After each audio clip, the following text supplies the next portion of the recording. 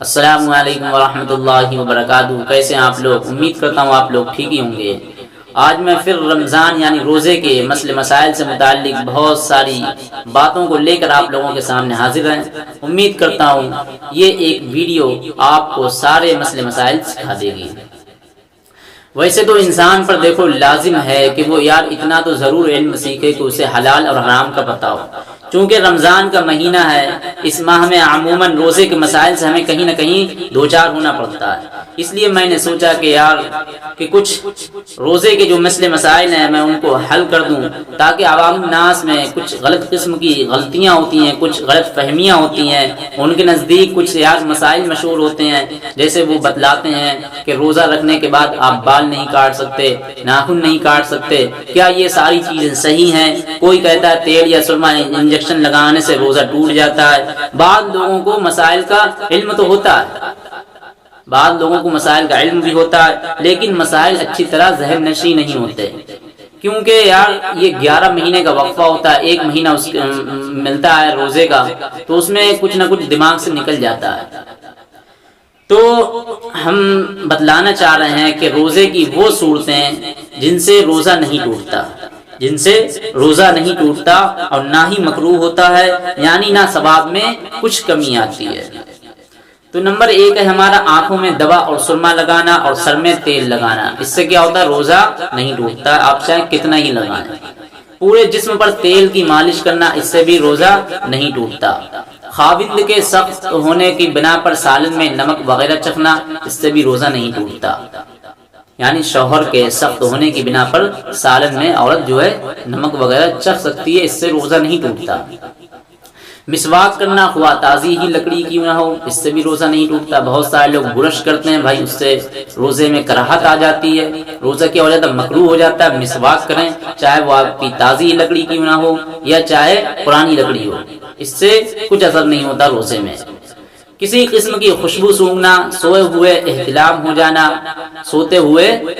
ہو جانا یعنی غسل واجب ہو جانا، اس سے بھی روزہ نہیں ٹوٹتا۔ بہت سارے لوگ گھبرا جاتے ہیں، پتہ نہیں کیا بڑی آفت آ پڑی۔ حلق میں بغیر اختیار کے دھواں یا مکھی وغیرہ کا چلے جانا، اس سے بھی روزہ نہیں ٹوٹتا۔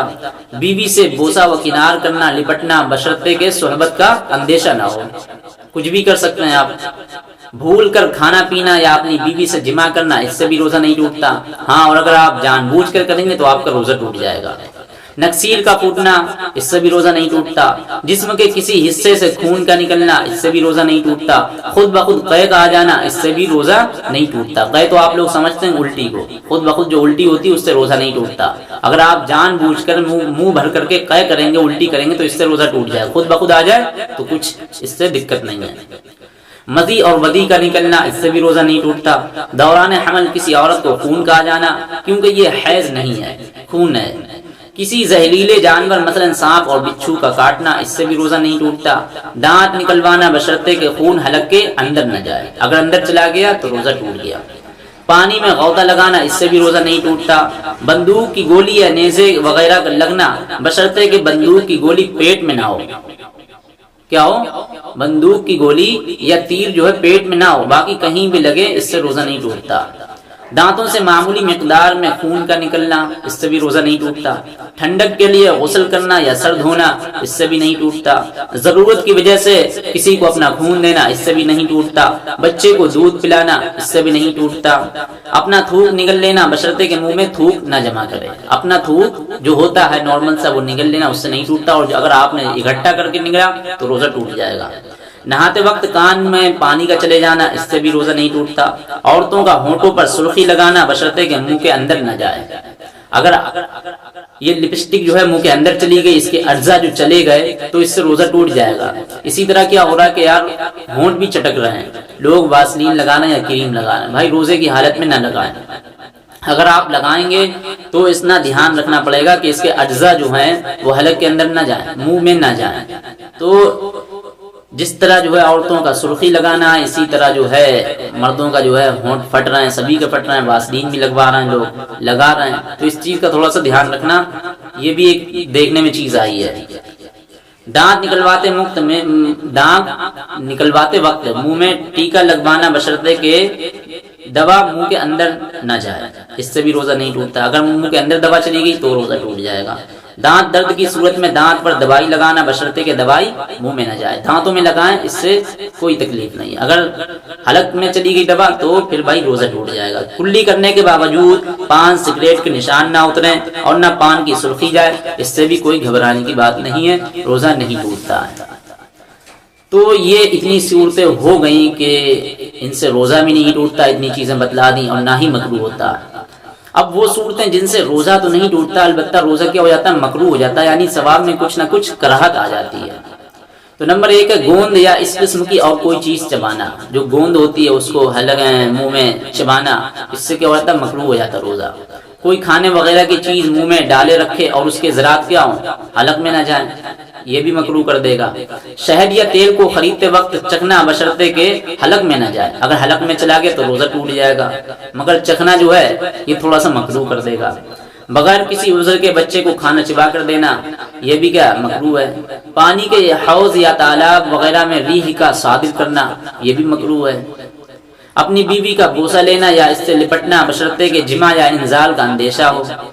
تبیین میں لکھا ہے کہ روزے کی حالت میں ہر صورت میں ہونٹوں کو چوسنا مکروہ ہے، خواہ انزال کا خطرہ ہو یا نہ ہو۔ سمجھ میں آ رہی ہے؟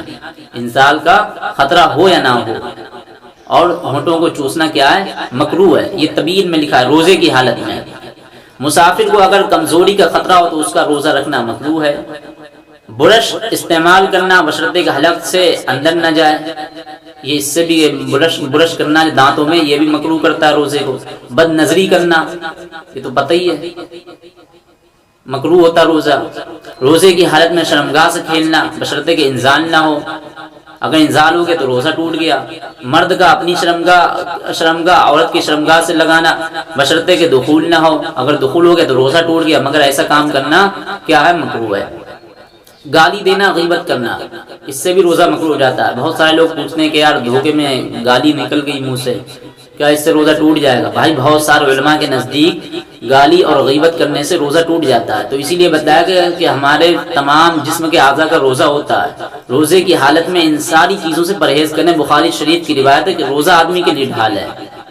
اسی طرح روزے میں کوئی لغو بات اور بیہودہ بات اپنے منہ سے نہ نکالیں، اور نہ ہی کسی کو بکنے دیں اپنے سامنے۔ کوئی بک رہا ہے تو اس سے بچنے کی کوشش کریں، اور اگر آپ نے کسی کو بک دی تو بھائی آپ کا روزہ مکروہ ہو جائے گا۔ روزے سے تنگ آ کر خوف گھبراہٹ ظاہر کرنا کہ روزہ یار کب کھلے گا۔ بہت سارے لوگ دیکھتے ہوں گے کہتے ہیں یار کتنا ٹائم رہ گیا، کتنا نہیں، تو اس سے بھی کہتا ہے کہ روزہ مکروہ ہو جاتا ہے۔ جنابت کے غسل میں جان بوجھ کر تاخیر کرنا، یعنی جو غسل فرض ہو گیا ہے اب اس میں کیا کر رہے ہیں، دیر پہ دیر لگا رہے ہیں، اس سے بھی کیا ہو جاتا ہے کہ روزہ مکروہ ہو جاتا ہے۔ اتنی چیزیں ہو گئیں روزہ جو ہے جن سے مکروہ ہو جاتا ہے۔ اب وہ روزے کی وہ صورتیں جن سے روزہ تو ٹوٹ جاتا ہے لیکن اس سے صرف قضا واجب ہوتی ہے، کفارہ لازم نہیں ہوتا۔ لیکن قضا وہی ہوتی ہے جس طرح ہماری نماز قضا ہوتی ہے، پھر کسی دوسرے ٹائم میں پڑھتے ہیں، اور کفارہ اسے کہتے ہیں کہ ہم نے نہ ہی نماز پڑھی اس ٹائم میں اور نہ ہی اس کی قضا کری، بس کیا کہ اس کا ایک فدیہ دے دیا۔ کفارہ ہے کہ 60 مسکینوں کو کھانا کھلانا۔ تو جن سے روزہ ٹوٹ جاتا ہے وہ چیزیں دیکھ لیں۔ بیوی سے بوسہ اور کنار کی صورت میں انزال کا ہو جانا، اس سے کیا ہو جاتا ہے، روزہ ٹوٹ جاتا ہے۔ کنکری گٹلی کاغذ کے ٹکڑے کو جان بوجھ کر نگل جانا، اس سے بھی روزہ ٹوٹ جاتا ہے۔ کان میں دوائی یا تیل ڈالنا، روزہ ٹوٹ جاتا ہے۔ روزے کی حالت میں انہیلر پمپ دمے کے لیے استعمال کرنا، اس سے بھی روزہ ٹوٹ جاتا ہے۔ دانت نکلوانا اور خون کا حلق میں چلا جانا، اس سے بھی روزہ ٹوٹ جاتا ہے۔ آنسو اور پسینے کے قطروں کو نگل جانا، اس سے بھی روزہ ٹوٹ جاتا ہے۔ ہاتھ سے منی کا نکالنا، روزہ ٹوٹ جاتا ہے۔ کسی مجبوری کی وجہ سے روزہ افطار کرنا، کیا روزہ ٹوٹ جاتا ہے۔ سانس کے ذریعے دوائی کو ناک کے راستے کھینچنا، روزہ ٹوٹ جاتا ہے۔ دھوئیں کو جان بوجھ کر اندر لے جانا، روزہ ٹوٹ جاتا ہے۔ اگر بے ارادے چلا جائے تو کچھ نہیں ہوتا۔ جان بوجھ کر منہ بھر کر کے قے کرنا، الٹی کرنا ہے، روزہ ٹوٹ جاتا ہے۔ قے آئی اور جان بوجھ کر اس کو حلق میں لے جانا، اس سے بھی روزہ ٹوٹ جاتا ہے۔ وضو کرتے وقت یا ویسے ہی کلی کرتے وقت پانی کا بغیر ارادہ منہ میں چلے جانا، بشرطے کہ روزہ یاد ہو۔ اگر آپ کو روزہ یاد ہوئے تو کیا ہوگا، آپ کا روزہ ٹوٹ جائے گا۔ اگر آپ کو روزہ نہیں یاد ہے اور جیسے ہی ہم لوگ عام دنوں میں کلی کرتے ہیں یار وضو کرتے ٹائم پہ بس تھوڑا سا پانی پی لیتے ہیں اور ہمیں یاد ہی نہیں تھا کہ ہمارا روزہ بعد میں پتہ لگا، تو اس سے کوئی اثر نہیں ہوگا، روزہ آپ کا نہیں ٹوٹے گا۔ پہلے بھول کر کچھ کھا پی لیا اور سمجھا کہ روزہ ٹوٹ گیا، پھر جان بوجھ کر کھا لے تو روزہ فاسد ہوگا اور صرف قضا ہوگی۔ اس طرح اگر کوئی شخص یہ سمجھے کہ احتلام سے روزہ ٹوٹ جاتا ہے پھر وہ جان بوجھ کر کچھ کھائے تو اس سے بھی کیا ہو جاتا ہے؟ روزہ ٹوٹ جاتا ہے۔ احتلام ہونے سے روزہ نہیں ٹوٹتا، یہ میں نے آپ کو پہلے ہی بتلا دیا۔ جان بوجھ کر کچھ لوگ کھا لیتے ہیں، وہ سمجھتے ہیں کہ ہمارا روزہ ٹوٹ گیا، اب کچھ کھائیں پیئیں جا کے۔ منہ کے اندر کوئی چیز پہلے سے تھی، وہ چنے کے دانے کے برابر یا اس سے کم کی تھی، نگل گیا، روزہ فاسد ہو گیا۔ اور اگر منہ سے باہر نکال کر پھر نگل لیا تو روزہ فاسد ہوگا۔ منہ کے اندر کوئی چیز پہلے سے چنے کے دانے کے برابر تھی یا اس سے کم کی تھی اور نگل لیا تو روزہ نہیں فاسد ہوا، اور اگر منہ سے باہر نکال کر چیک کرا اور پھر نگل لیا تو روزہ فاسد ہوگا۔ دانتوں میں سے خون کو نگل جانا بشرطے کہ خون تھوک سے زیادہ ہو۔ یہ سمجھا تھا کہ صبح صادق نہیں ہوئی، پھر کچھ بعد میں کھا پی لیا، بعد میں معلوم ہوا کہ صبح صادق ہو گئی، روزہ ٹوٹ گیا۔ یہ سمجھا کہ غروب آفتاب ہو گیا، بعد میں پتہ چلا کہ سورج غروب نہیں ہوا، روزہ ٹوٹ گیا۔ اپنے تھوک کو ہاتھ میں لے کر پھر نگل جانا، اس سے بھی روزہ ٹوٹ جاتا ہے۔ کسی ایسی تیز دوا کو سونگھنا جس کی تیزی دماغ تک پہنچ جائے، اس سے بھی روزہ ٹوٹ جاتا ہے۔ اب وہ صورتیں جن میں کفارہ اور قضا دونوں لازم ہوتی ہیں، تو جان بوجھ کر روزے کی حالت میں کوئی ایسی چیز کھا پی لینا جس سے انسان کو نفع مقصود ہو اور اس سے انسان کی طبیعت نفرت نہ کرتی ہو۔ عام طور پر اس کو انسانی نفع کے لیے استعمال بھی کیا جاتا ہے، مثلا روٹی، پانی، دوائی وغیرہ ایسی عمدہ چیز کو کھا لینے سے قضا اور کفارہ دونوں لازم ہوتے ہیں۔ سگریٹ نوشی کرنا، جان بوجھ کر روزے کی حالت میں جماع کرنا، یہ اتنی ساری چیزیں میں نے آپ لوگوں کو بتلا دی۔ اب ایک غلط فہمی کا ازالہ رہ گیا، انشاءاللہ وہ بھی میں آپ لوگوں کو بتلانے جا رہا ہوں۔ لوگ یہ کرتے ہیں کہ یار سحری کا جب ٹائم ختم ہو جاتا ہے، جو اذان ہوتی ہے فجر کی، اس وقت تک سحری کرتے رہتے ہیں۔ تو دیکھیں یہ اللہ کے نبی کی حدیث سن لیں کہ بہت سے روزے دار ایسے ہوں گے جن کو بھوک پیاس کے سوا کچھ نہیں حاصل ہوگا، یعنی ان کو نہ اجر ملے گا نہ ثواب ملے گا۔ تو وہ لوگ یہی ہوں گے کہ وہ کیا کرتے ہیں یار، جب فجر کی اذان ہوتی ہے تب تک وہ سحری کرتے رہتے ہیں اور سحری کا ٹائم ختم ہو چکا ہوتا۔ اس لیے کوشش یہ کریں کہ ہم سحری میں ہی جو سحری کا ٹائم ہوتا ہے 10-5 منٹ پہلے ہی سے اپنے آپ کو فارغ کر لیں، یہ ہمارے لیے زیادہ بہتر رہے گا۔ بعد میں ہم کھاتے پیتے رہتے ہیں اذان تلک، کوئی فائدہ نہیں ہے، اس سے ہمارا روزہ نہیں ہوتا۔ اللہ تعالی ہم لوگوں کو کہنے سننے سے زیادہ عمل کرنے کی توفیق عطا فرمائے۔